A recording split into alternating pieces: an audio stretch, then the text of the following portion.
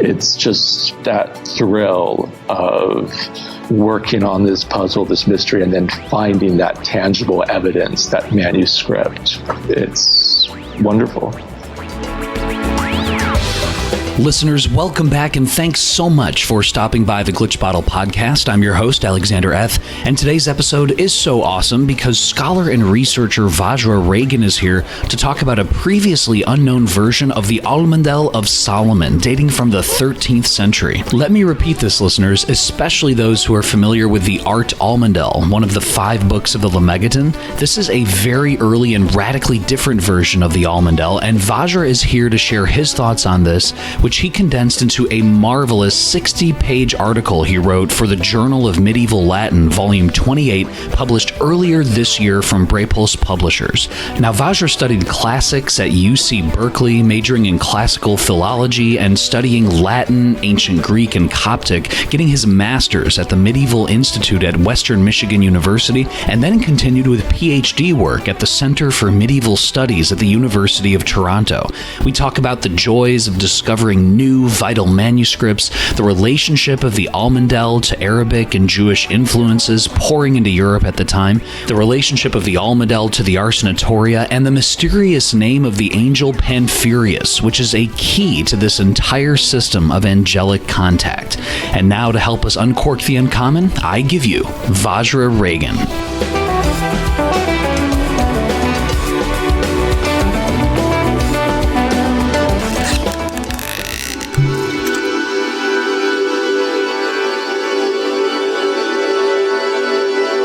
Vajra Regan, thank you so much for coming on the Glitch Bottle Podcast today. We really appreciate it.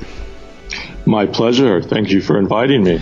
The pleasure is certainly mine, Vajra. Your name first came up, and I have to give a huge shout out here to Joseph Peterson, because on his Facebook page, he made a post about this 2018 edition of the Journal of Medieval Latin. And in this edition of the Journal of Medieval Latin, which I would certainly encourage listeners to pick up a copy, and we'll make sure to link to it, you wrote a 60-plus page article in this journal that was published. I did. Yes. I have to shout out and give a thanks to Joe for posting that on Facebook. That was very nice of him to get that out there. So, and the Journal of Medieval Latin is obviously a very academic publication, and generally, unless you live close to a big university with a major research library, it's not easy to get a hold of. So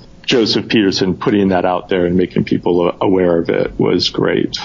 This 60-plus page article you wrote in the Journal of Medieval Latin is the De Consecratione Lapidum, a previously unknown 13th century version of the Liber Almandal Salomonis, newly introduced with a critical edition and translation. And for the listeners out there who are familiar with the Lemegeton, for example, the 5 books of the Lemegeton, the Goetia, the Theurgia Goetia, the Ars Pauline, the Ars Notoria, and the Almandel, well, Vajra, you are presenting listeners here with a very early, hitherto unknown edition of the Almandel, which eventually became the Almadel. And exactly, this is such a fascinating text, and I want to get into it.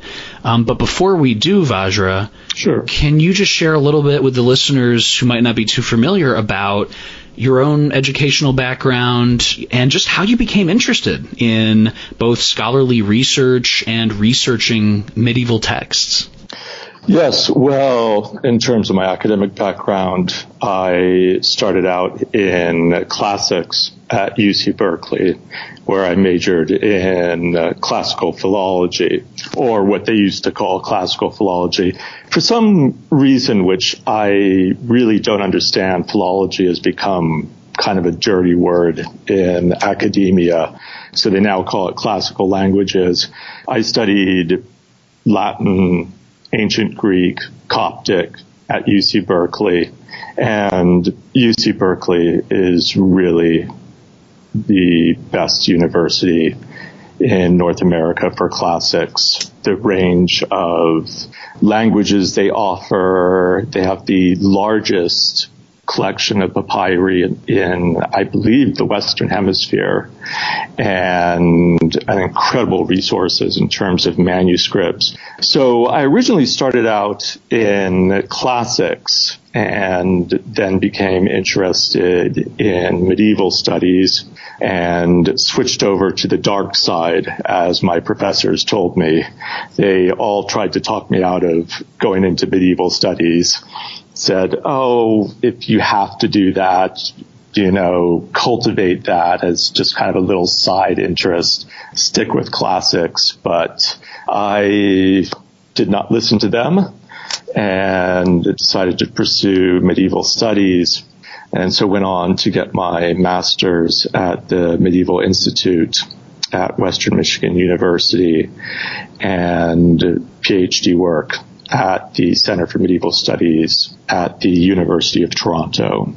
But my interest really goes back to when I was a child. My mother studied Egyptology when she was in college, and although she never pursued graduate work, she always maintained this interest in Egypt and Egyptology. And at a very young age, she took me to see the Tutankhamun exhibit.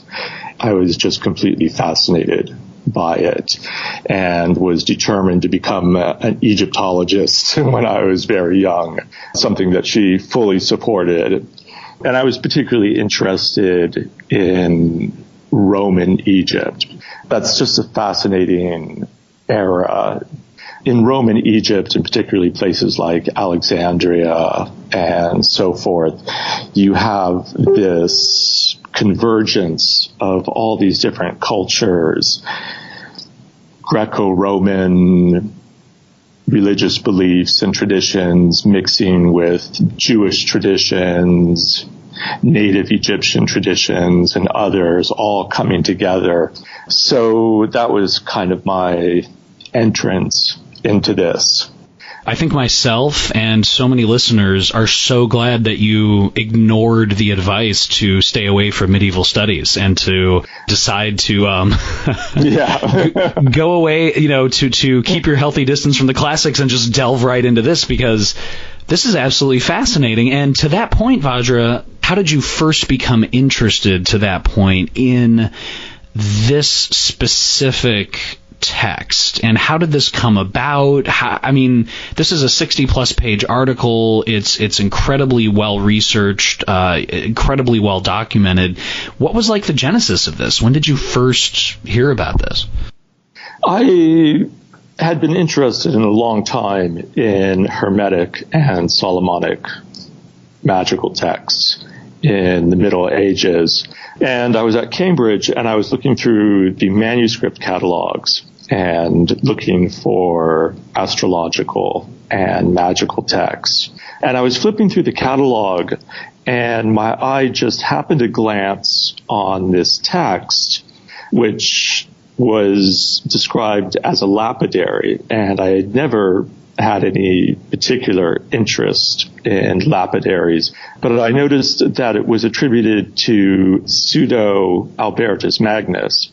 And that kind of piqued my interest because a lot of magical texts were ascribed to Albertus Magnus. So I thought it might be worth it to just take a look at the bibliography and see what was written on this manuscript. And I was surprised to find that there was nothing written on this manuscript aside from a few bibliographic entries. Lynn Thorndike briefly mentions it in a couple of articles, but really says nothing about it. And I thought that was very peculiar because pretty much everything by Albertus Magnus, pseudo or otherwise, has been picked over by scholars. So just on a whim almost, I decided to take a look at the manuscript. And right away, something caught me in the prologue because it mentioned Hermes. And then it goes into this kind of catalog of stones. And I was like, oh, well, okay, maybe a short article might come out of this. As I was going through the catalog of stones, I started noticing that there were kind of odd things in it. It wasn't your usual lapidary. There were mentions of amulets and various other things that were a bit peculiar and sounded a bit familiar from other texts. So I kept reading, and the further I read, the more interesting it became.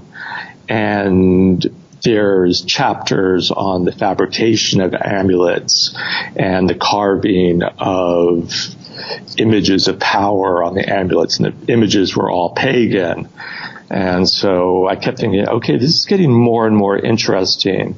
And finally I came to the fourth book, which claimed to be on the consecration of stones, which is actually not uncommon to lapidaries in the Middle Ages. There's this long tradition of this idea that stones can be consecrated, that they can lose their various powers or virtues, and that through an act of consecration they can be restored. In most cases, the consecration is very straightforward. It's just a paragraph or so in most manuscripts and involves just saying the Mass over the stone. But this was different, and it involved the invocation of angels. And so I started doing some research on it and recognized that part of it was from the Ars Notoria. And then there was this whole passage on the construction of an altar, which I thought was very odd. And as I looked into it and did more research, I finally made the connection to the Almandal and Almadel tradition, which, as some of your listeners may know from reading the Lemegeton or other texts, kind of at the center of this ritual is the fabrication of a portable altar, a very unique and distinctive altar, which is supported by 4 candle holders inscribed with all these various geometric images and words of power and so forth. So that was how I kind of stumbled upon it. So in a way, it was partially accident, partially kind of knowing what to look for. I knew Albertus Magnus, like I said, a lot of magical texts were ascribed to him. And I also know that things frequently get miscatalogued. It was cataloged as a lapidary. It was attributed to Pseudo-Albertus Magnus. Actually, Albert the Great's name appears nowhere in the manuscript. Again, it's just kind of knowing what to look for. Catalogers, again, make a lot of mistakes, which is understandable because they go through these things. They have to go through thousands of these manuscripts very quickly, and oftentimes they just look at the opening words. So frequently, texts that get cataloged as lapidaries or astronomical texts or something else actually are hiding magical texts. So it's a combination of knowing that from previous experience and just luck. So once I kind of figured out what this text was, I started searching through other catalogs and was able to find 3 other manuscripts which preserve the same text. And that was good because all 3 manuscripts are slightly corrupt. But between the 3 of them, it was possible to reconstruct the text and work out some of the errors and so forth. This is so cool, Vajra, and it's such a big deal because so many listeners are familiar with the Lemegeton and they're familiar with the Almadel, one of the 5 books, and what you're presenting here is one of the earliest versions in Europe in Latin that we have of the Almadel or the Almandel, which we're going to get into, and it's the 4th book in the back of this, lapidary, and it's got a bunch of stuff about stones, and then all of a sudden this amazing text regarding angels. And you mentioned in your article, right in the introduction, that the Almandel, quote, which was part of the first wave of Arabic magical texts to be translated into Latin during the 12th century, describes the construction of this portable altar. which is used to summon various spirits. And when I read that, I said, wow, I know and am familiar with, some of the early Latin manuscripts, but can you share with our listeners, Vajra, about when you say this was part of the first wave of Arabic magical texts, do we still have any of these original Arabic texts? Where did they come from in the Arab world? When were they translated? Did they have to do with just astrological magic? Did they have to do, is there an actual complete Arabic Almandal that is out there somewhere? So many things popped in my head, so I apologize for just asking 10 questions, but no worries. Please feel free to just take that wherever you feel and educate our listeners about what are these Arabic magical texts. The 12th century is very interesting because this is when the translating activity really begins. I mean, the translating of Arabic texts into Latin. Prior to that, there was basically no connection. And suddenly, in the 12th century, people in the Latin West began to realize that there was this huge wealth of texts in Arabic that preserved classical learning, philosophy, and so forth. Also this new science, which in many ways was so much more advanced than anything that the Latin West possessed. And you have these translators, these people from the Latin West traveling huge distances, obviously to Spain, where there was a large Islamic presence, and even as far as Antioch and other places. And they begin translating these texts, scientific texts, philosophical texts, but also magical texts. So the 12th century is when the first wave of these new Latin translations of this Arabic learning reaches people in the Latin West, and they immediately recognize its value. And so it starts disseminating throughout the Latin West. The Almandal was among the first of the magical texts translated into Latin, along with a number of Hermetic texts. These texts came from the Middle East. Do we have the original Arabic Almandal? Do we have original altar drawings and kind of archangelic names in Arabic? Is there anything that does survive in terms of those original Arabic sources? In some cases, they do survive. Sadly, no Arabic version of the Almandel has been found. So we don't possess the original Arabic, sadly enough. It would be wonderful to have that text and to compare it to the Latin versions. We do possess a number of Latin versions that appear to be very close to the Arabic. And we can tell this because there's no Christian references. There are tons of Arabic words that are transliterated into Latin. And in many cases, we can tell what these are. We kind of have an idea what the original Arabic version was like.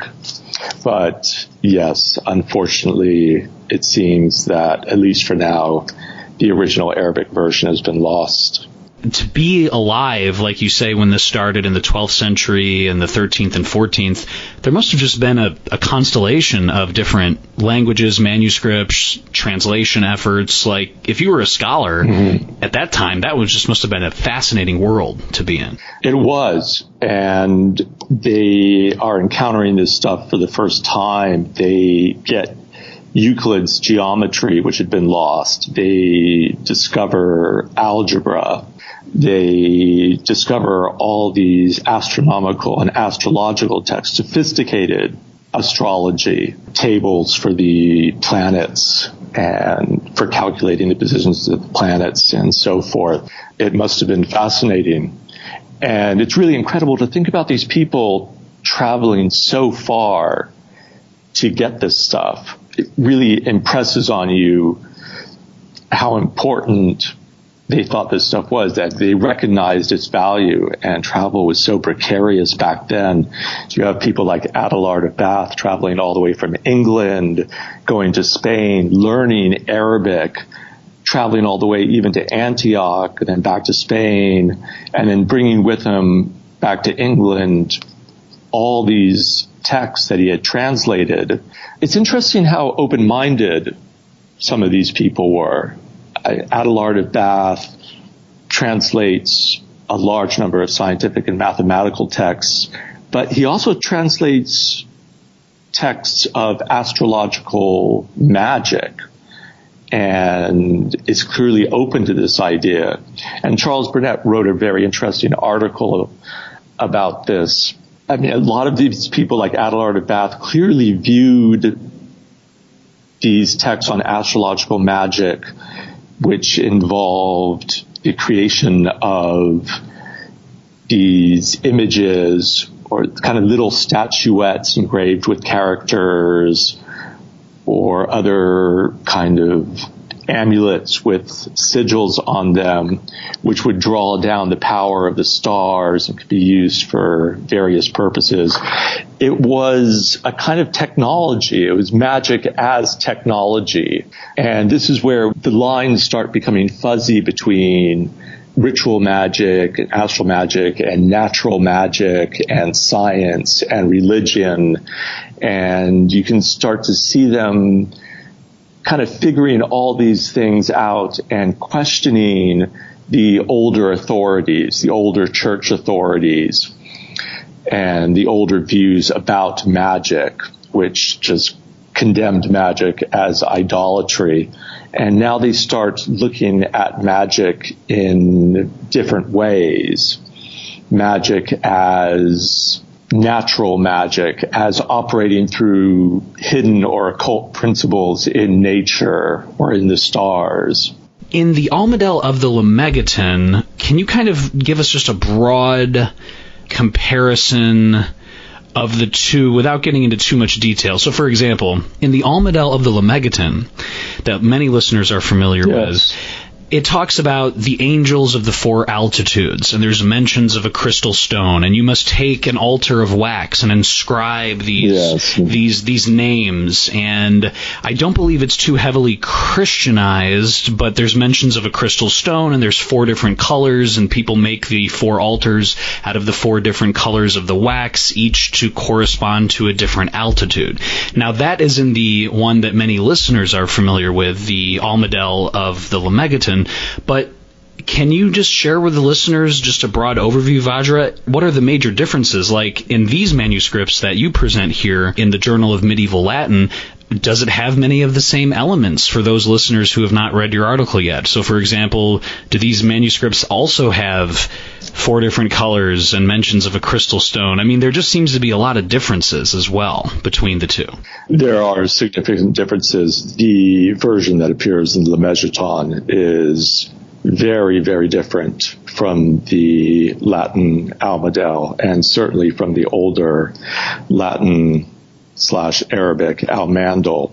The one that appears in the Lemegeton does talk about angels and so forth, and we do find that in the Almadel. But to your point, there are huge differences.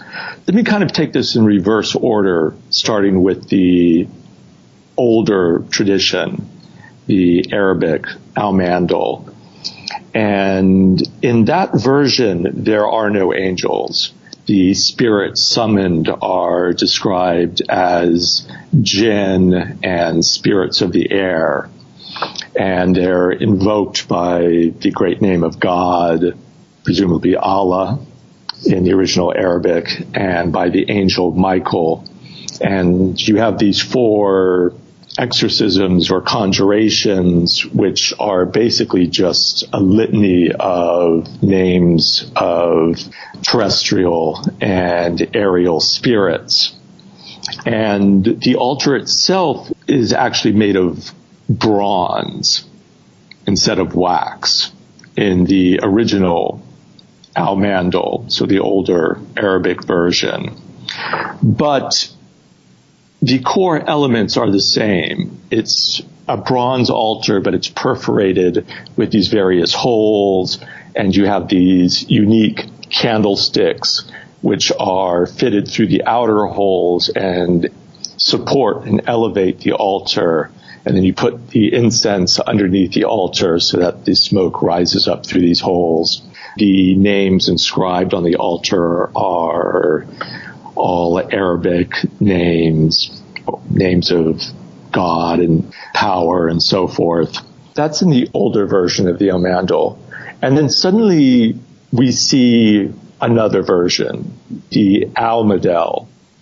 And this is the version that has undergone a long process of acculturation and become Christianized. And now the jinn and aerial spirits and so forth have been replaced by angels, and we have this much more complex angelic cosmology, which has been imported from other Jewish and Arabic sources, and we can talk about that more later. But we're now getting kind of closer to the version that appears in the Lemegeton. And in the Latin Almadel, the altar is no longer made of brass. It's made of wax, which I believe is what it's made of in the English Almadel.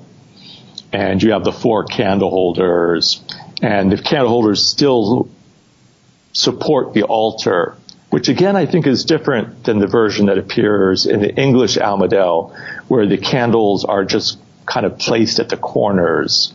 They don't actually support the altar. So there's a lot of differences. The angelic cosmology is much more complex. The text is much longer in this Latin version. And then progressively as it goes on, it becomes more abridged, more edited, until we get the version that appears in the Lemegeton. To that point, Vajra, we do have a question from Joseph Peterson. He says, I'm curious if Vajra has any thoughts on how or why the altar is bronze in one class of manuscripts, but it's wax in another. Are there any thoughts on why that's the case? That's a really good question. And yes, I'm afraid I don't have an answer for that. I do not know why the altar suddenly transformed into wax. And not only the altar, even the candle holders now are made of wax. In the older version, the Arabic Almandal, it does talk about the fabrication of the candles, and there are very specific instructions for the making of the candles, what kind of wax to use, how they're to be fumigated, mixed with certain herbs and so forth. Maybe through some kind of corruption, somebody thought that the whole altar was supposed to be made of wax. It's very odd, but there's no answer that I can think of as to why suddenly the altar becomes wax. We also have another question from Joseph Peterson about if, Vajra, you could share what were medieval portable or traveling altars typically made of? They could be made of all kinds of substances. They could be made out of stone, metal, wood.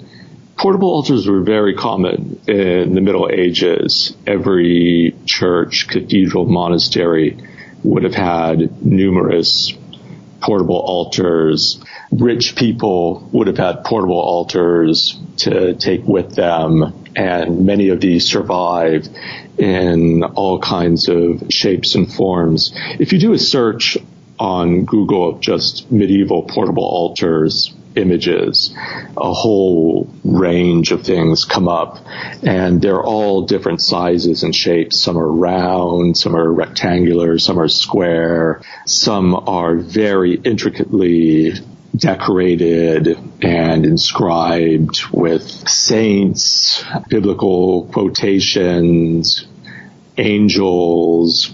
The angels were thought to kind of surround the altar or come down and descend on the altar. Depictions of angels are very frequently found on portable altars from the Middle Ages. And if you look at liturgical books, in the Middle Ages. They're filled with instructions on the consecration of portable altars, and there's blessings to be said before them, exorcisms. In fact, it was one of the regular duties of bishops to consecrate portable altars. And again, this would involve an exorcism, a blessing, the christening of the altar with holy oil, and so forth. So this was a very common thing in the Middle Ages. What role did portable altars play in the Islamic world? I'm not really sure. I'm not an expert on that area. I don't think they played quite the role that they do in Christianity. But oftentimes when praying, if you weren't at a mosque, in certain traditions, you would actually draw a square in the sand or whatever and stand in it. And there is kind of a correlation there. Joseph Peterson's also wondering, do you have any thought, Vajra, on whether there might have been an even earlier Greek or Hebrew text that relates to the Almandel? This gets into a very fascinating area. So the name Almandal, which is Arabic, is, according to David Pingree, the great Orientalist and scholar of science and magic, he had a theory about this, that Almandal is the Arabic transliteration of the Hindu or Sanskrit word mandala. And it's a pretty close transliteration, especially when you remember that al in Arabic is the. So it's the mandala. And if you look at images of Indian mandalas, they're very similar to the Almandal. And even the symbolism of the mandala is very close to the symbolism of the altar, which is, the name of the altar is the mandal. And again, the mandala is supposed to be a kind of schematic diagram of the macrocosm and the microcosm, and the idea similar to the Almandal is that the spirits would descend into the mandala, so forth. So we possibly have this transmission of traditions from India into the Arabic and Islamic world, where it gets adapted and converges with native traditions, and then is transmitted yet again into the Latin West and the Christian world, which is pretty amazing to think about.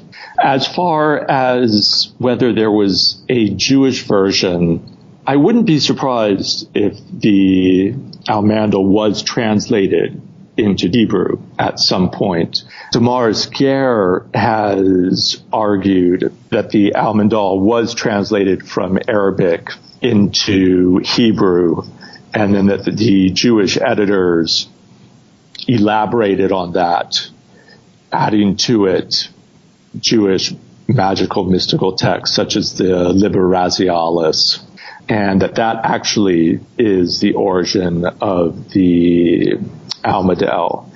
I think the evidence for that right now is pretty thin. I think we can get more into that later.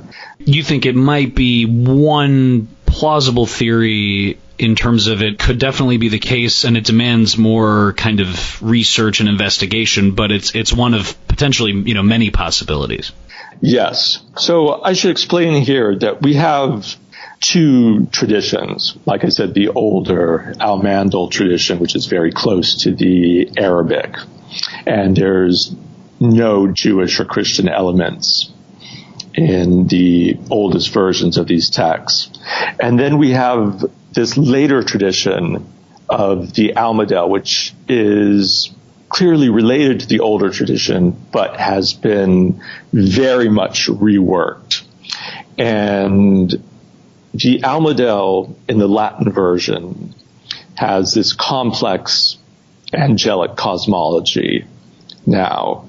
So no longer are we dealing again with jinn and these various other types of spirits. We're dealing with angels. And it does, yes, it talks about these 4 altitudes, and they're positioned in the 4 corners of the earth.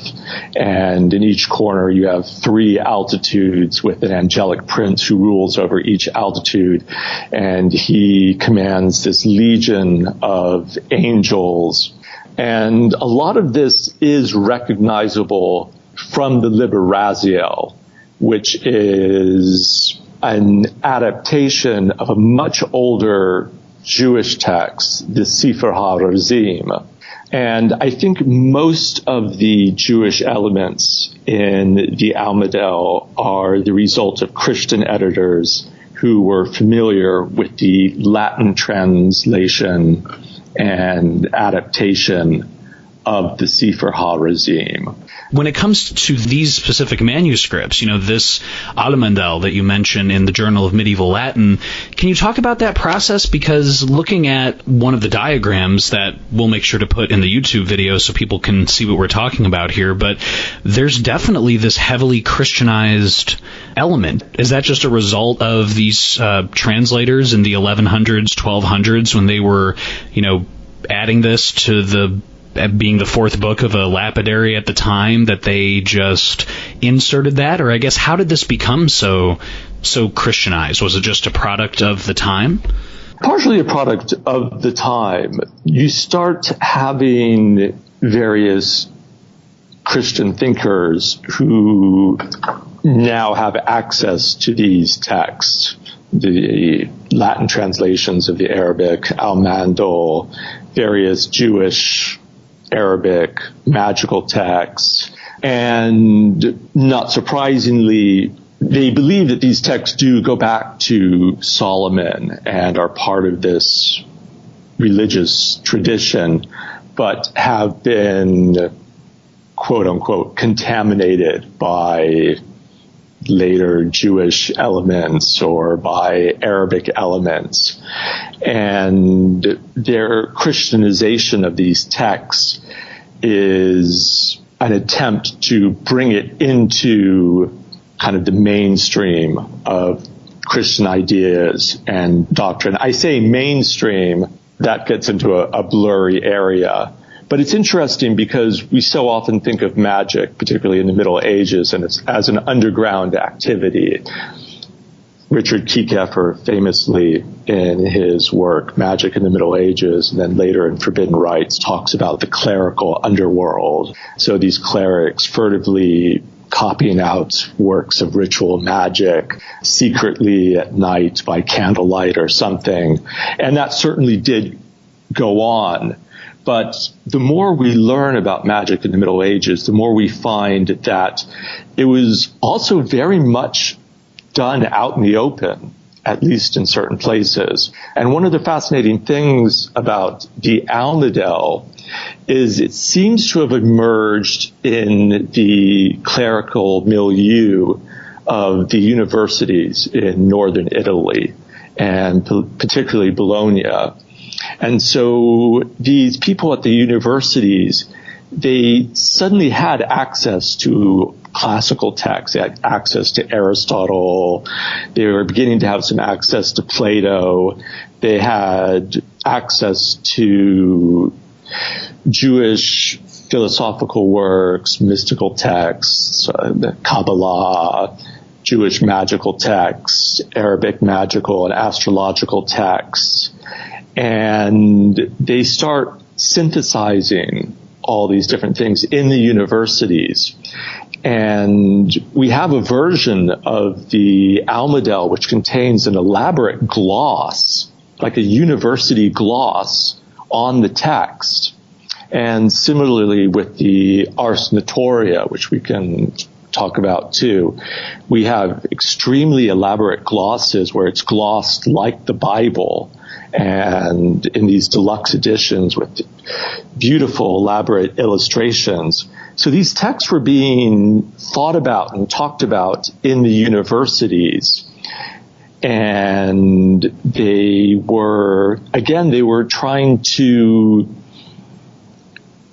reach back to this ancient knowledge, this kind of pristine or pre-lapidarian knowledge which had been lost, which they thought went back to Solomon and to Hermes, who they believed predated even Solomon and Moses. And in some Latin traditions, it was Hermes who had kind of passed on all this knowledge to Moses and so forth. And so they were trying to reconstruct this lost tradition. And that's how a lot of these texts come about. Some people talk about it as a resurgence of kind of late antique theurgy. So it's a kind of Christian theurgy, a way of actually communicating with the divine through angels or so forth. I definitely want to get into a really important thing that you elucidate in the article, which is the complex relationship between the Almadal and the Ars Notoria, which is the fifth and last book of the Lemegeton. But before we get there, Vajra, Joseph Peterson was asking, do the other lapidary sections in the manuscripts give any indication of which stones correspond with which angels? Because as you mentioned, this is a really important text, and it's found as the fourth book in the back of a lapidary. Yes, it's interesting that they incorporate all these texts, which, like I said, on the one hand, in some areas were being studied very openly. I mean, it was studied openly at the University of Bologna. It was studied at the University of Paris. There were booksellers in Paris who produced deluxe editions for sale to students and masters at the university. At the same time, however, you have Thomas of Aquinas, who thoroughly condemns the Ars Notoria. The Bishop of Paris, William of Auvergne, condemns the Almandel several times, as do numerous other authorities, such as Trithemius. The list could go on and on. So, on the one hand, these were condemned works, and this particular lapidary in particular incorporates a litany of works that were of various dubious orthodoxy in the Latin West, but it disguises all of them. It doesn't mention them by names, and it integrates them into this lapidary in a very coherent way. So it's not just kind of pieced together, but to Joe's question, in order to know which stones correspond to which angels, it only lists 4 angels, and it describes the various powers that they have domain over. And so you have to know which powers or virtues are possessed by certain stones, and then match those up with the angel who has dominion or governance over that power.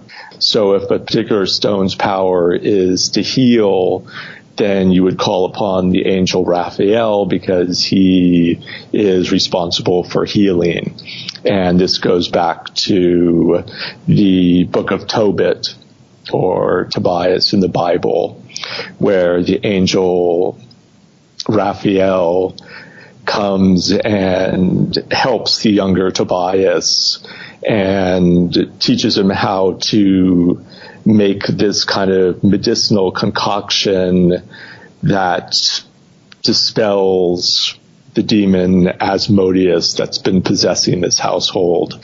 And he teaches him other things like that, and he cures the elder Tobias's blindness. So Raphael was always associated with healing. So again, if you have a stone whose properties are to heal, then you would call upon Raphael. If a stone's property was to make you powerful or invincible in battle, you would call Michael. But the strange thing is that it only lists 4 angels, and the powers attributed to each angel clearly do not cover all the powers that are listed to all the stones. But there's a hint that there's other angels, that you can learn the names of other angels and use them, call upon them to consecrate and infuse these stones with these powers. And here it seems to be hinting again at the Liber Almandal and the Ars Notoria and this broader corpus of texts that talk about all the different angels and their names and their powers. The Liber Almandal in particular, it talks about the various heavens, the angels who rule over them, and specifically which powers they have dominance over. So if you knew those texts, you would know precisely which angels to call upon. And the De Consecratione, it hints at those texts. So an ideal reader would know that. He would know where to look for these other angels. To that point, you describe this beautiful and very complex relationship between the Ars Notoria and the Almandel. Can you elaborate on that? Certainly. The Ars Notoria is a fascinating text, and I think it has rightly been described as a work of Christian theurgy because, yes, it's a series of very pious rituals. You can tell that many of the prayers are closely modeled on the liturgy, but it incorporates elements of ritual magic. And the idea is that you can call upon these angels through this complex process of meditation, the recitation of these prayers, and the meditating on these fantastic and very abstract illustrations that look like schematics to alien technology, or like the schematics of some flying saucer or something that's really bizarre and beautiful. So it's this long ritual that involves, a certain amount of asceticism and meditation, recitation of these prayers, and at the end of it, an angel supposedly descends. It's a little bit ambiguous in the text, but somehow it infuses into it, almost kind of like downloads right into your conscious a complete knowledge of the liberal arts.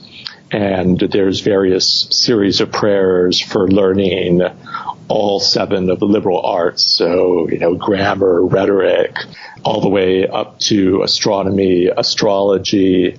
And then there's these other prayers which supposedly allow you to actually have this experience of the divine and a kind of beatific vision. So it's almost an ascent to the divine, which is what theurgy is all about. It's this kind of this combination of religion, but of ritual magical practices that are supposed to allow you to actually have an experience of the divine. And that's what we find in the Ars Notoria. And there's this redemptive element to it. Now, how exactly that converges with the Almandal is a little bit hard to puzzle out, but the Ars Notoria was attributed to Solomon, and the Almandal is attributed to Solomon in all the manuscripts. And they probably recognized some kind of connection there. and tried to adapt the Almandal into, again, tried to rid it of what they saw as these contaminative elements and use it as a way to get in contact with the divine. And that's really what we see in the Latin tradition of the Almadel, because on the one hand, it's this ritual that allows you to summon these angels who are supposed to appear hovering above the altar, and you write out a petition or talk to the angel, and the angel fulfills your wish or so forth. But it specifically says that the encounter with the angel, the encounter between the operator and the angel, has a transformative effect upon the operator, that he becomes more almost purified, and it brings him closer to the divine. It's this spiritual redemptive element in the Almadel that kind of runs throughout that work, that kind of seems to be the real idea, that by communicating with these angels, one can have a more perfect and closer relationship to the divine.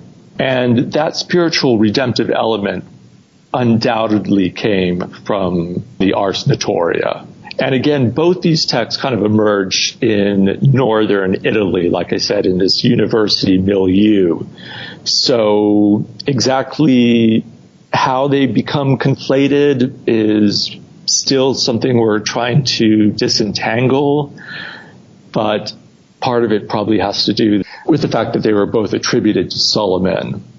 And it seems clear that there was circulating at this time a manuscript translated from the Arabic that contained all these different Solomonic texts, including perhaps the Clavicula Salomonis, the Key of Solomon. Well, see, Vajra, this is the problem with talking to someone like you and Joseph Peterson, is now my brain's going in like a million different directions. Yeah, I'm sorry. I hope I am not overloading you or your listeners with all this stuff. Vajra, this is like the best problem to have. Like, my brain's going in so many different directions because it's such a stimulating way to really think about and kind of contextualize not only your own academic research and really delving and doing this amazing work that you're sharing with the world, but also to put it in context. Because I'm thinking now, like, the Ars Notoria obviously has a huge borrowing element or a huge presence in the sworn book of Honorius, the Liber Honorii. Yes. There's a huge borrowing element there, and so that was in, I believe, again, that same time period. And then you think of the relationship between the Liber and the Heptameron, allegedly of Peter de Abano, but probably not. The Heptameron has 7 heavens, Machon and Raquie, and that, as you mentioned, derives from the 7 heavens of the Sefer Raziel. Exactly, yes. When you're diving into this area and everything you're describing about the historical context, like, how do you keep your head, like, academically above water? Like, how do you keep all this straight? It is very hard to keep all the strands separated, and it's easy to start seeing connections, and you think, oh, wow, yeah, this is connected to this, and this is connected to that, and you really have to check yourself a lot of times and say, okay, just because they seem similar doesn't necessarily mean that there were borrowings and so forth, but then sometimes they are. But yeah, like you said, I mean, all these things are so mixed up. Part of the fun of it too, though, is tracing the lines of transmission and how these texts influenced each other and why. But it is very hard to keep it all straight, without a doubt. There's conflicting opinions, and you really can't always trust the things that are written, even by some of the best scholars. I don't mean to disparage anyone. Even the greatest scholars make mistakes, and I mean, you can see why with the complexity of this material, but that's why it's so important to go back to the manuscripts and look at the evidence and relook at the evidence. And so often these great scholars, I mean, like Lynn Thorndike was such a huge monumental figure. Even today, his huge work, The History of Magic and Experimental Science, although parts of it are outdated, I mean, it's still a foundational work. It's still the starting place for almost all serious research into this area. And like I said, the text that I worked on, he and Pearl Kibre, who worked with him, they ascribed this text to Albertus Magnus, and they just kind of wrote it off. And they never realized that it contained this version of the Almadel. And several other scholars who I respect enormously had looked at some of these manuscripts and overlooked this part. So it just pays to go back and double check everything and not to trust authorities. What does that feel like when, for the first time, there is either a very, very rarely known or hitherto unknown manuscript, and for the first time you are delving through the lapidary, or for the first time you're delving through this, 1200s, 1300s Almandel? What does that feel like for a scholar? It's the best. It's one of the best feelings. And it's one of the things that really attracted me to medieval studies and manuscripts. And I love working with manuscripts and that material culture. And there's something about finding a manuscript and a text that nobody else has found, nobody else has written about. I mean, that feels like a tangible discovery. That's something empirical. That's something that you can point to and say, yeah, I found that. Even if it's just some little thing, it's still something there that you can say, no, I found that. And when you produce an edition of a text like that and publish it, hopefully it's a good edition, that's something that can go on and be a service to scholars and readers for a long time to come. Because those texts, that's what everything's built on. I mean, it's through these texts that we learn about the medieval world and their beliefs and what they did. And texts of magic are such a wonderful window into the lives of people in the Middle Ages, into the lives of daily people and their concerns and anxieties and fears and desires and beliefs. I love the detective element to it, that sense of mystery when you're on the trail of something. You find a manuscript and then you start tracking down other manuscripts, and that chance to visit these great libraries in Europe and go through their collections.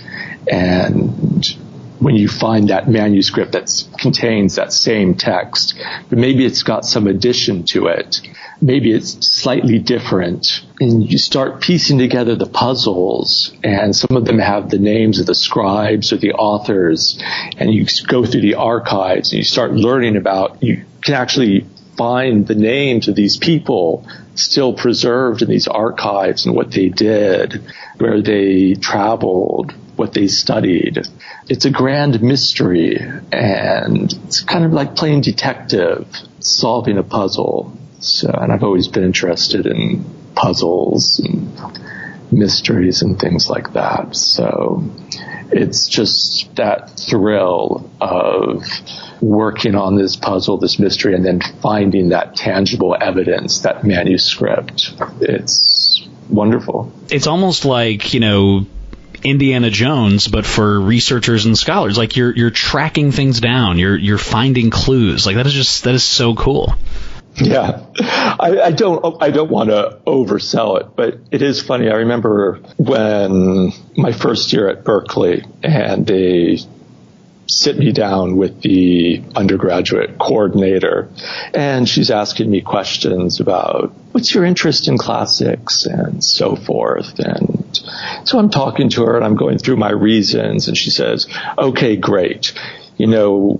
we have so many people who come to this thinking that it's going to be all like Indiana Jones, and it's not. It's not like that at all. You're just going to spend your time in the library grinding through books and texts and so forth. And to a large extent, she's right. I mean, most of that is, you have to love just spending time in libraries, going through reference works and so forth. But in a way, it kind of is like being Indiana Jones to an extent. I mean, I'm flying to rare monasteries and libraries in Poland and France and going through these ancient archives and so forth. And there's so many weird adventures that have happened. And so sometimes it is kind of like, you do kind of feel a little bit like Indiana Jones. I mean, not fighting Nazis or anything, but, You don't have any giant boulders trying to crush you in Vienna or in Italy or whichever library you're in, right? Yeah, nothing quite like that, but it can be thrilling, without a doubt.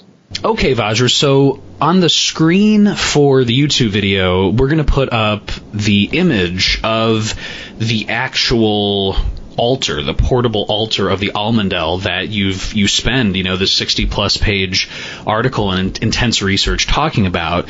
And I guess just for those who can see it, that's great. That'll be on the YouTube video. But for those who can't, can you just kind of describe overall this altar, this kind of square within a circle and the four directions, whatever you'd like to talk about?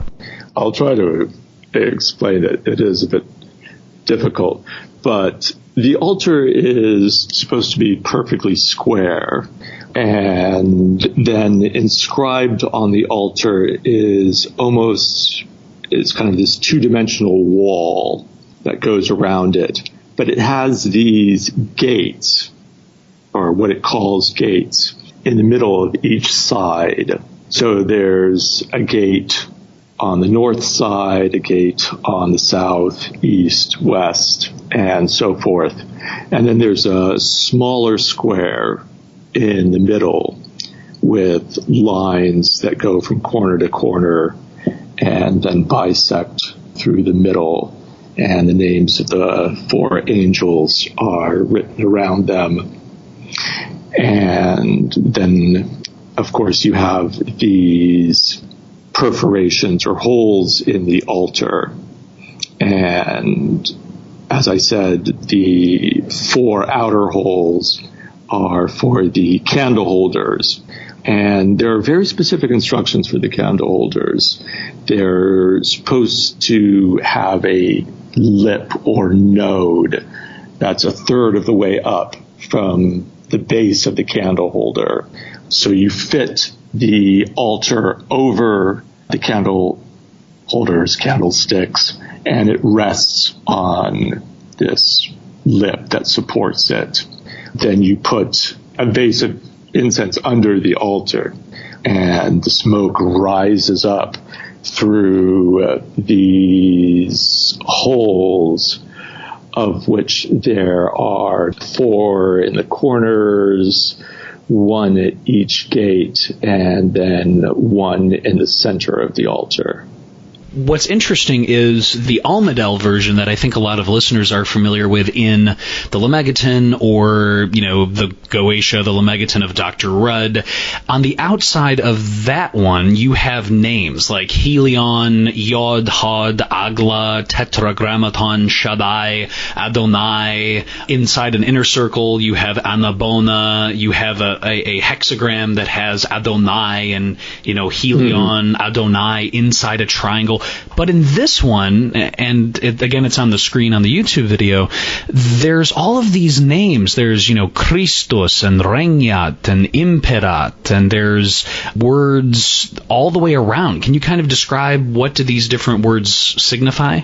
Sure. So this is a common feature in all the versions of the Almandal or Almadel, that you're supposed to write these names of power around the edges or sides of the altar. Again, in the original Almandal version, this is supposed to be kind of like the great name of God. Also, some of them have just letters going along with the great name of God, just letters in Hebrew or Arabic or Greek going around the sides. The letters themselves had power, and some of this may go back to certain Christian and Jewish and Arabic traditions. We can talk about that later as well. But yes, so the version that is found in the text that I published clearly wanted to do away with any hints of an Arabic background. And so they've replaced all the names with Christian names of God in Latin. And these are all pretty much standard names associated with God in the Christian tradition. So again, it's a way of Christianizing the text, of appropriating this text and making it Christian. But again, it's still following the same formula, the idea that there has to be these names of power written around the sides of the altar. It's interesting, in the Arabic version, it's pretty clear why these names are written around the side, because the idea is that you are actually conjuring a jinn or an aerial spirit, which is not going to be friendly to you. And you are commanding it by the great name of God. You are exercising it, which literally means you are compelling it to swear a religious, juridical oath. And by having these names of God around the sides of the altar, in a sense, that binds it inside the altar. The idea is that these names prevent the spirit from crossing outside of the altar, and it compels it to swear this oath to carry out your command. In this Christianized version, it's a little bit more mysterious because you are summoning angels, and you're not binding the angels, or at least ostensibly you're not binding them. You're beseeching them. But one could come up with various theories as to why these names are written around it. They may have seen it as part of the tradition, that these words themselves had power and strength, and these names helped consecrate or focus the divine power, or help to call upon the angels. So, for a lot of people familiar with kind of certain medieval grimoires, or even the Golden Dawn, for example, people always think about the four archangels of the four directions, Michael, Gabriel, Raphael, and Uriel. And yes, in this version that we're looking at, we have Michael, Gabriel, Raphael, and then we have Panphirius, if I'm pronouncing it correct. Panphirius. Panphirius is very interesting. That was the name that really unlocked the mystery of this text for me. That name, Panphirius, appears in only one other text, and that's the Ars Notoria. And it appears only once. And there's a prayer, or kind of a prayer, to this mysterious angel, Panphirius. And even the editor of the text says that this angel appears without explanation in the text. Nobody knows why at this point in the Ars Notoria this angel appears. But if you compare the prayer to Panphirius in the Ars Notoria with that in the Liber de Consecrationem, it's clear that the De Consecratione took that prayer directly from the Ars Notoria. And the question is, why? In this text that is so heavily Christianized, why suddenly choose Panphirius as the fourth angel and especially from a text like the Ars Notoria, which was quite infamous and condemned, it would have been much easier. I mean, if all they needed was a fourth angel, you're right, just pick Uriel. Now, my theory is that Panpherius actually does refer to Uriel. Uriel in Hebrew means the fire from above or fire from heaven. And Panpherius probably comes from the Greek. Pan means all in Greek, and Pherius probably comes from the Greek word pur, meaning fire. So kind of all fire, all-consuming fire. And if you look at the prayer, it describes the angel as an angel of the presence who stands in the sight of God. So clearly one of the archangels. And it says that he holds the bridle of thunder and lightning. So it seems pretty clear that Panpherius here is to be associated with Uriel. But the question becomes, why didn't they just call it Uriel? There's plenty of prayers to Uriel. Why did they choose to take this prayer from the Ars Notoria? It's a mystery. We don't know. It clearly shows that at a very early stage, the Ars Notoria and the Almandal had converged and become entangled. Vajra, to that point, there's another element in the kind of Almadal of the Lemegeton that is mentioned, which is during the invocation of the angels, the operator asks that they appear visibly and plainly in your own proper shape and glory in and through this crystal stone. And so there's a use of a crystal stone in the Lemegeton. Can you just talk about, in these kind of 1200s, 1300s manuscripts, does the crystal stone play a role, or do you think that was added on later? Is a crystal stone in any of the Arabic versions? Anything to share on that? There is a mention of a crystal stone in one of the older Almandal versions that is clearly very close to the Arabic. It talks about the consecration of a ring set with a crystal stone, and the crystal stone is to be engraved with all these, basically with names of God, and consecrated on the altar. And it makes a reference to Hermes Trismegistus here, which is rather interesting. The connection is a bit oblique. The version that I discovered also has a reference to the consecration of rings with gemstones on them.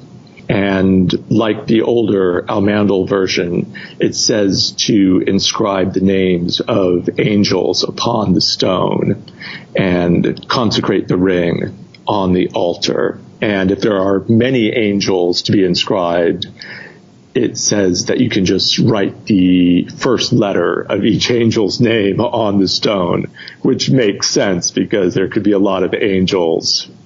So it might have derived from that, or it might have been imported from another tradition. Okay. And the operator in this case would wear the ring that would have this consecrated stone, this consecrated crystal there, but there wasn't like a stone as kind of a location on the altar where the angel would manifest. No, that doesn't appear in any of the Latin versions. Okay, gotcha. Whereas in the Lemegeton, there is reference to this kind of please, appear in or around this crystal stone. So that might be a later edition, perhaps? Yes, I would think so. To that point, Vajra, Joseph Peterson is asking, are there any indications of whether the Almandel that you write about is or was ever used for consecrating scrying stones for use in scrying, such as by John Dee.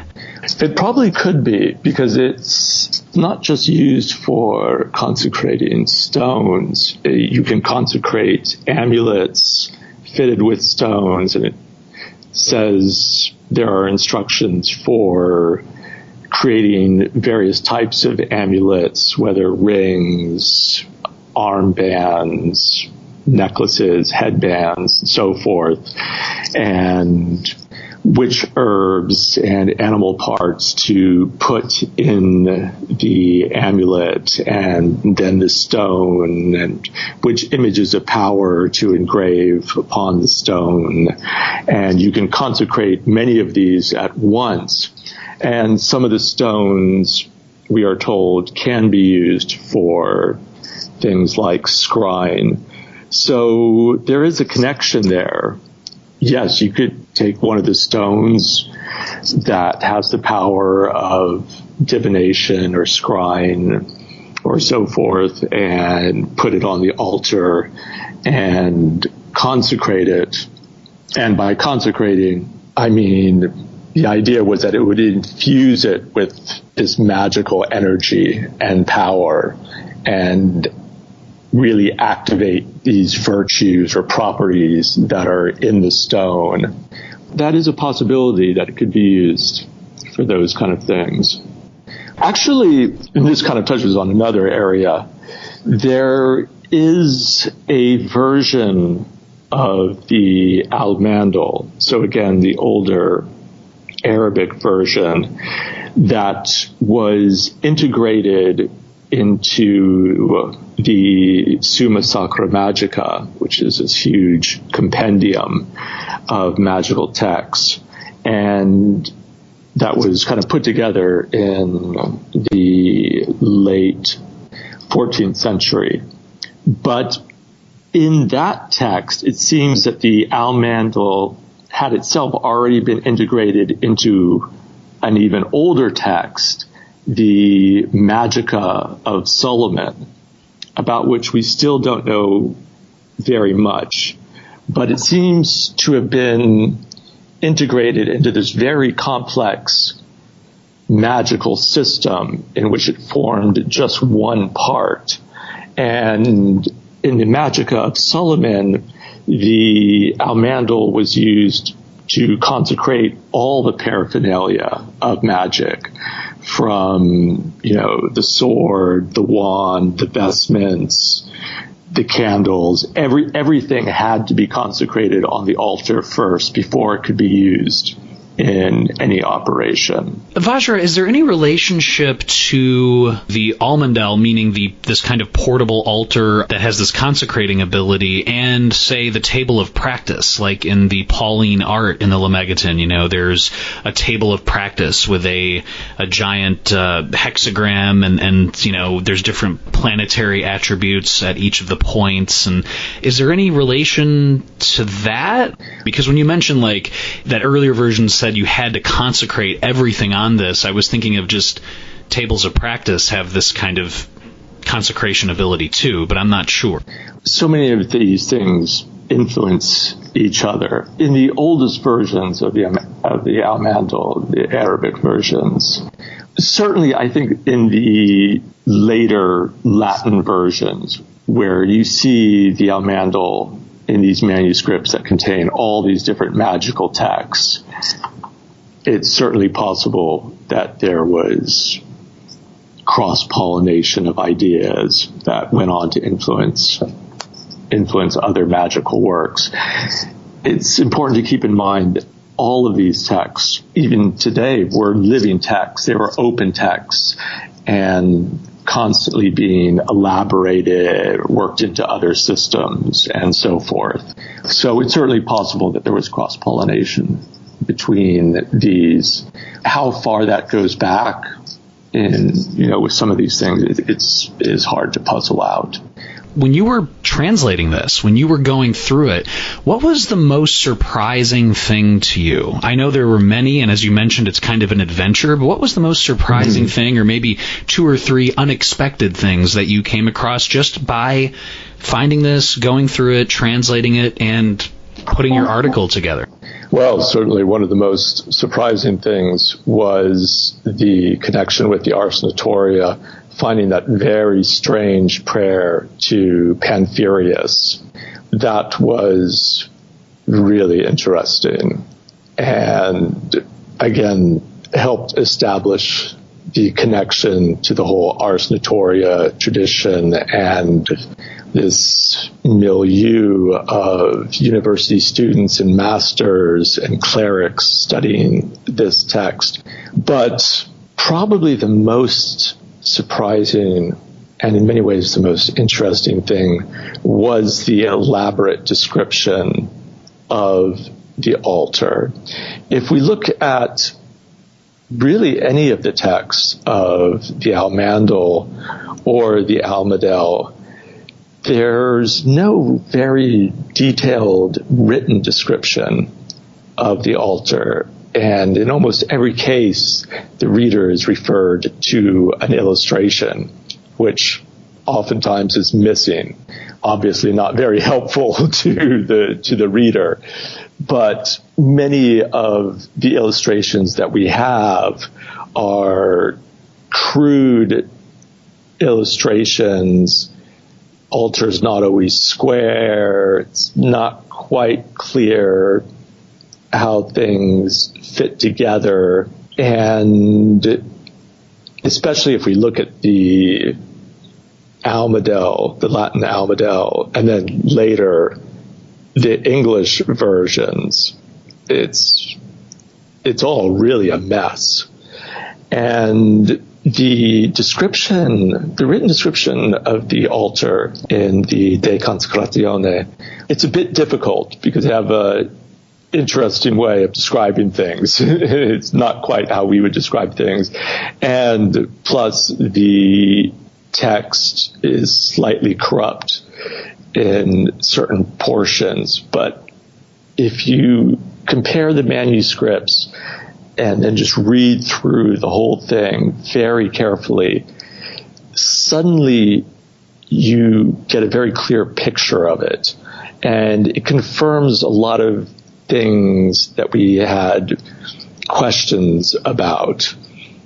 So we have this very square altar, clearly defined gates on each of the sides, a very specific number of holes in the altar, very clear descriptions of the candle holders, which some of the pictures show pretty well, but they usually get something wrong. But the candle holders in the De Consecratione, which I publish, are very clearly described and clearly link up with the description of the candle holders in the Almadel, which it kind of bridges that gap between the older Almandal tradition and the Almadel. That description of the altar was, to me, fantastic. And it's interesting, as I mentioned in the altar, the editor or scribe of this text hides the description at the very end, which is not usually what we find in the text of the Almandal or Almadel. And I think this was done purposely. It's clearly the part that really skirts the line of orthodoxy and would be most likely to draw attention from an inquisitor or somebody. So there's a deliberate strategy throughout the entire text of kind of masking these details. And that's one of the questions that I'm still wrestling with, is how much of this text, is it really a lapidary? Is it really about calling upon these angels to infuse these stones with their magical powers, with their hidden properties, And a lot of the properties of the stones are things that are right out of texts of ritual magic, for use in necromancy, for calling upon spirits and demons, for creating love and enmity between two people. Interestingly, Albertus Magnus says that necromancers and magicians prize precious stones above all else in works of ritual magic. So, again, the question becomes, is it a lapidary? Is it a lapidary cleverly, is it a text of ritual magic cleverly disguised as a lapidary? There's also a sense that, like the Almadel, there's a theological, spiritual, redemptive element. It's almost a kind of arc or a census, to God, starting with the particulars of stones and then working its way up to this sacramental rite, calling upon the angels, that, yes, has this theurgic, spiritual, redemptive element to it as well. And even in the prologue to the text, it kind of hints that the whole thing is not really about learning how to work with stones, but it's really about the spiritual redemption of the operator, about through working with stones that one can actually approach the divine and have an experience of the divine through this ritual. But again, is that just kind of like the standard prologue that we so often find attached to texts of ritual magic? Who knows? And Vajra, too, I did just have one question on the incenses that are used as well. I know that frankincense is mentioned. The operator should quote, and I'm quoting on page 328 of the journal here, and the operator should place the vessel of frankincense under the areola so that it is always smoking while the prayers are spoken. Is frankincense one of the kind of main incenses that are used in the manuscripts that you present here? And I'm just thinking of texts like the Heptameron and the Book of Jubilees and other texts that have a different incense for different days of the week, or maybe each angel, like Raphael, might have a different incense. Then can you just talk about that in the Almandel that you present? That's a very good question. In the older Arabic versions, there are complex recipes for the composition of the incense, and likewise in the Almadal it gets even more complex. There's different incenses for each of the angels and altitudes, and even different colored waxes for the candles, different types of waxes, and you're supposed to do it on each of the altitudes is associated with a specific day and planet and hour. And that's one of the interesting things about this text that I published, is it kind of does away with almost all of that. It says that you don't have to worry about the hours at all. It's very astrologically demotivated. All the astrological elements have been stripped away. The incense, yes, I think it just mentions frankincense. There's nothing about having to use different incense or candles on different days or for different angels. So that is it's a very interesting part of the text. And it also says it doesn't matter who the operator is, which is an interesting detail. Though it kind of then says, and as an aside, well, yes, of course it would be better if, they were ordained in the church and stuff. But it says they don't have to be, that it can be anybody. The ritual could be performed at any time.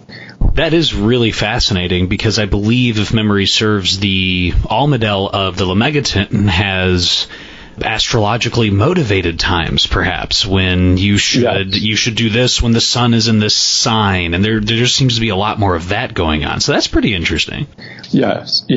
And again, with the Latin Almadel, it's very complex. Well, there's other texts that are more complex, but yes, there are specific times and planets and days and so forth. Vajra, to that point, can you share a little bit about the Arabic tradition? I think a lot of listeners are very familiar with the Greek tradition. We're thinking of the Hygromantia. We're thinking of the Egyptian tradition, the Greco-Egyptian magical papyri, the PGM. We think of the Latin. Yes. The Latin Key of Solomon, obviously, is very familiar to listeners. But please share with us about this Arabic tradition. I think listeners would love to learn more. There are hints in the oldest versions of the Almandal that there was a significant astrological component to this. And it talks about making images, talismans, which are actually little statuettes. And these statuettes are placed on the altar, again, at certain times, certain astrological conditions, although, again, a lot of this has been kind of lost from those texts. But the idea seems to be that these talismans, or almost like voodoo dolls, little statuettes, would absorb the rays or astral influences of the planets and celestial spheres, and then would be used for certain purposes. And it's not entirely clear in the versions that have come down to us exactly how these statuettes were supposed to be used. But we do know from other texts of Arabic image magic that this is a very, very frequent component in those texts. There's lots of Arabic Hermetic texts and other texts of what scholars call image magic or astral magic, which is really distinct to the Arabic tradition. And in all these texts, they describe the fabrication of various statuettes or talismans, which are supposed to be sometimes made of different substances, and then under the proper astrological conditions, you place them out in the open. There may be suffumigations, incantations, and they absorb the astral spirits or rays. It's very likely that the original Arabic Almandal had all of these components, and the altar was used to help focus and draw the astral influences into these talismans, which could be then used for different purposes. Unfortunately, in the versions that have been transmitted to us, a lot of that has again been stripped away to the point where sometimes it's really not clear how the statues are supposed to be used. But nevertheless, there's enough there to kind of give us a hint of what the original Arabic version was like.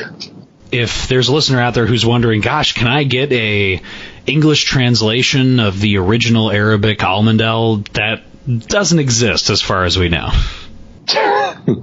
No, nobody's translated it yet. I strongly urge everybody to learn Latin. You know, that is amazing. It's not that hard. You know, says the man who published an amazing article in the Journal of Medieval Latin. It's easy for you to say, Vajra. No, I'm just joking. Well, as one of my professors told me, and I don't mean to offend anybody, but I have to quote him here. He said, "Every prostitute in Rome could speak Latin. It's not that difficult." That is definitely the most colorful way I have ever heard expressed for urging someone to speak Latin. That is for darn sure. How long did it take you to kind of gain that proficiency in Latin? You can, if you're dedicated, you can get up to reading speed fairly quickly, but it depends on the text that you're reading. It can be very difficult. Especially, a lot of texts will employ words in a technical sense. And unless you're familiar with the technical vocabulary of a particular discourse, you can completely misunderstand a text. And oftentimes a lot of the resources that you need, the specialized dictionaries, again, are very hard to find unless you have access to a research library. But again, this is only getting into, if you're really thinking about being an academic and so forth. A lot of texts of ritual magic in Latin are quite easy to read. It wouldn't take a person that long. Maybe 2 years dedicated study. Vajra, thank you for elucidating that on the Arabic tradition. And one of the big things I'm taking away is just that maybe the earliest texts, kind of Arabic text version of this, included all of these different elements in kind of one manuscript. Yes, that's very likely. I wouldn't be surprised if there was a much more expansive text in the Arabic. And that's been proved in a number of cases where we had Latin translations of Hermetic texts that were highly condensed with very brief prologues or no prologue. And then we discovered the Arabic text and we realized that it's like one part of a huge comprehensive system with a large prologue and sometimes even weaving together philosophical elements and discourses and so forth. So we don't know. We do know that the Latin texts of the Almandel circulated early on in two forms. One, again, in just a kind of a compendium of Solomonic texts, in which it was just one of a number of independent rituals. It also circulated in this other version, the Magica of Solomon, in which it was integrated. It was actually integrated into a much more complex magical system. Whether the Magica of Solomon was a Christian production, which drew on Jewish elements, or, as Damaris Gare thinks, actually goes back to an original Jewish work, we don't know at this point. Still researching it.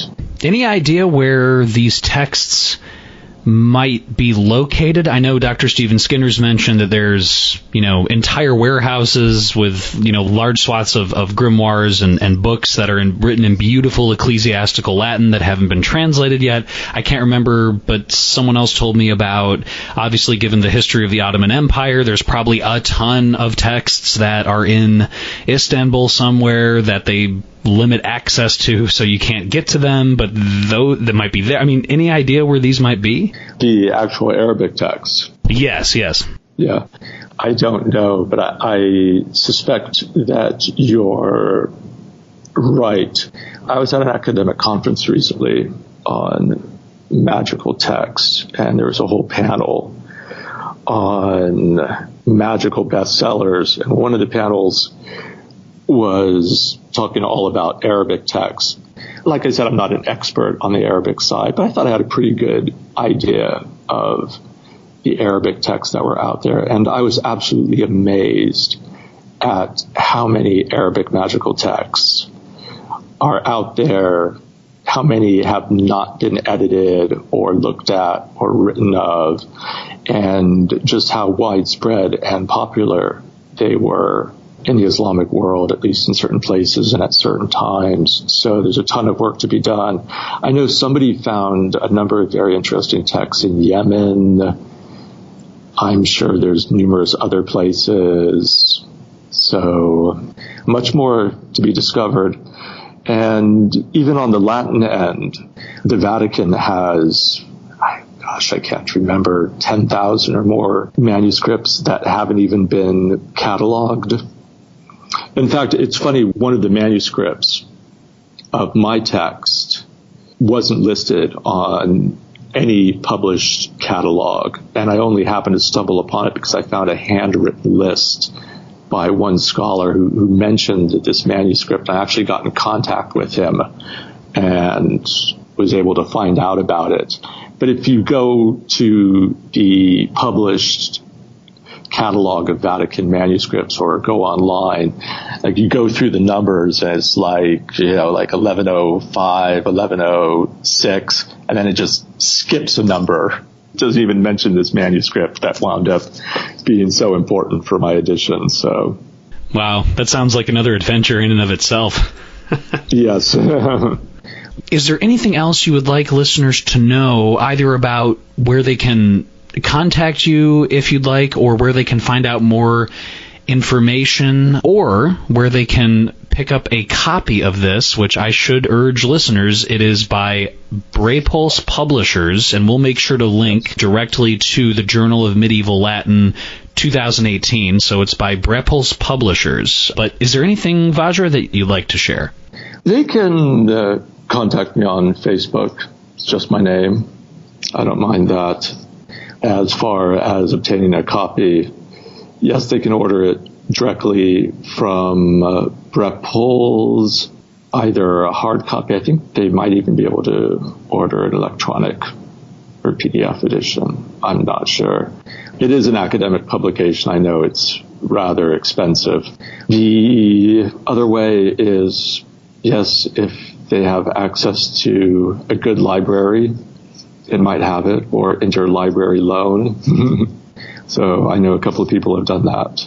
A last question that I have is just whether about the text or about researching or, delving into these manuscripts, is there anything else that you just want listeners to just kind of keep in mind or know about either this particular text or just the art of and science of researching and translating these manuscripts? Learn languages, the most important thing. If you want to study these texts, there's obviously the ancient languages are essential, and there's so much important and interesting scholarship being published in Italian, French, and German. So, as Roger Bacon said, first thing to do, learn languages. So you hear that, everyone? Make sure to do it and start with Latin. It really is the key to so many of the Indo-European languages. Yeah. Vajra Regan, thank you so much for taking the time and coming on the Glitch Bottle podcast today, and cannot wait to have you back on the show soon. I would love to be back, and thank you so much for having me on. I've really enjoyed talking with you and talking about the manuscripts. Listeners, I really hope you enjoyed this chat that we just had with Vajra Regan, and thanks as always goes directly to you, the listeners, for always kicking butt and sharing your time to enjoy the podcast. In the meantime, you can subscribe and check out previous episodes and other magical Glitch Bottle news on YouTube. That's youtube.com/glitchbottle, and you can download and listen to podcast episodes on iTunes, Spotify, Spreaker.com, and Stitcher Radio. Please make sure to subscribe and follow us on YouTube, and if you subscribe, hit that little notification bell for new episodes as soon as they post, and also make sure to follow us on Twitter at GlitchBottle, all one word. Our intro music is the track Tornado by David Zeste. Our magical interest is fueled by sincerity, passion, amazing guests, and a copious amount of clinking coffee cups. Until next time, this is Alexander Eth reminding you to invoke often, uncork the uncommon, and keep the light.